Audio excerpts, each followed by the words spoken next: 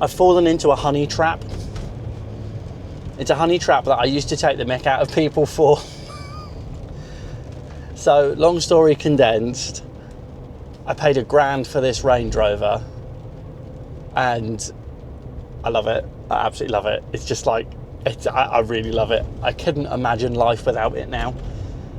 So what is it? It's a 150,000 mile pre-facelift Range Rover Sport. It's the 2.7 and it's on an 07 plate, so it's the one that everyone says is going to break. You get two people that talk about these Range Rovers. You'll either get someone that says buy a 2.7, they're the best. I've had one and it's got 300,000 mile on it. Or you'll get another bloke who'll tell you that the crank's going to snap on it and that the oil pump's going to fail and it will be the worst thing that you could do ever. And when I bought this Range Rover, I didn't really care about any of those statistics because I paid £1,000 for it. So if I drove it around for a week and it blew up, I was only going to lose 500 quid. Probably break it and get me money back. Didn't really care. But now I've driven it around for about 3 months. I promise you, I could not imagine my life without it.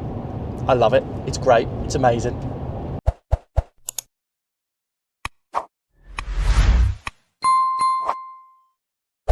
A really important thing to know about Range Rovers. At any point, your good Range Rover could turn into the worst Range Rover in the world.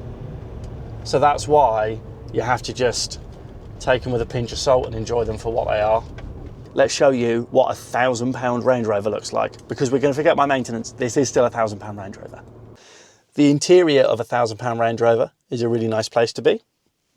Ooh, I need one of them. Does someone want to send me one of them? Heated seats, they all work. Everything works. Everything works.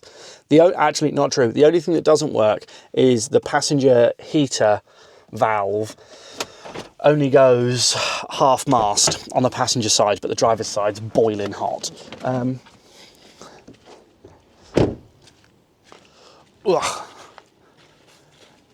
This is a £1,000 Range Rover.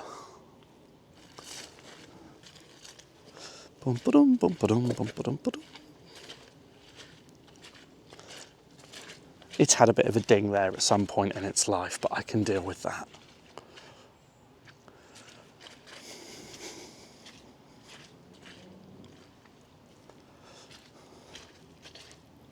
Yeah.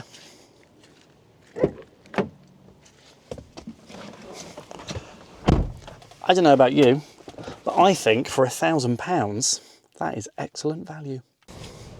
My next Range Rover-y thing is running costs and maintenance, and why I have decided that I'm going to drive a Range Rover for the winter instead of my electric Renault 5, which you all know that I absolutely love as well. We all know that I love my Renault 5. What I like about the Range Rover, it's very wafty. Very wafty, very comfortable, very nice to drive. It has, you don't have to drive it fast. You just cruise around and arrive everywhere, which is really nice.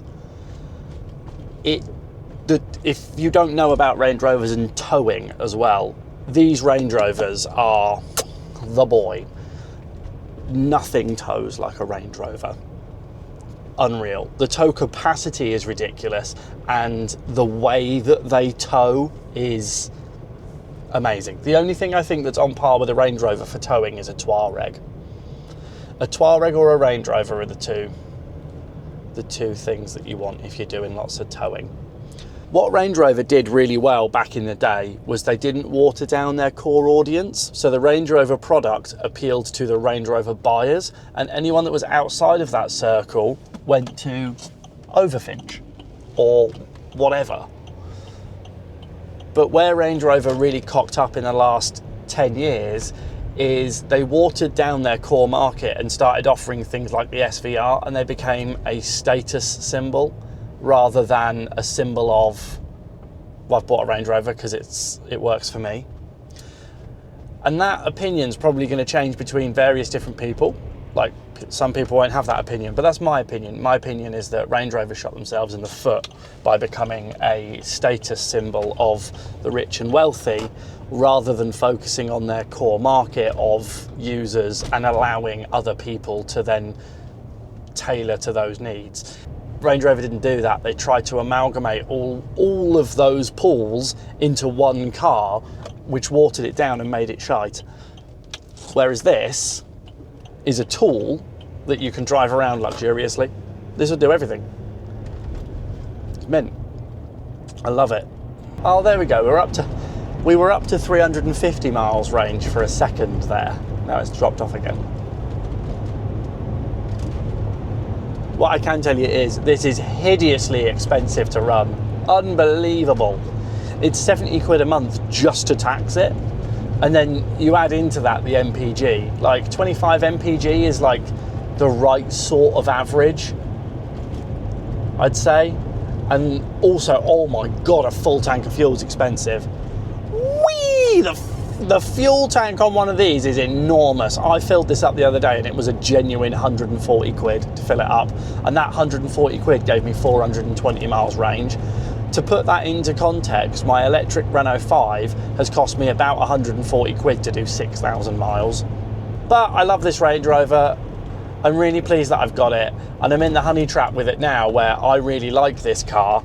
So if it needed anything, I would spend money on it. But obviously, eventually you get to a point where you spend more than the vehicle's worth. But I think if you've got a good Range Rover, you don't mind spending money on a good Range Rover. Maybe I'm wrong with that. Fill me in. I'd be really pleased to hear some stories about Range Rovers. Like, have you owned a Range Rover? Did your Range Rover blow up? Have you owned a Range Rover and it did 300,000 miles and it was great? Like, I want to hear some stories about Range Rovers. They're not going to change my opinion on this. I think this is a fantastic car and I'm going to keep it. And I know that I got lucky as well. I know I got really lucky because not many people pick up a Range Rover for £1,000. So I know I got lucky, but again, that's because I never actively try to buy a car, so I never overpay for them. We're at my house, I live here.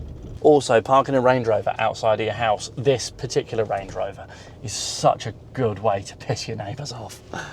My neighbours hate this car.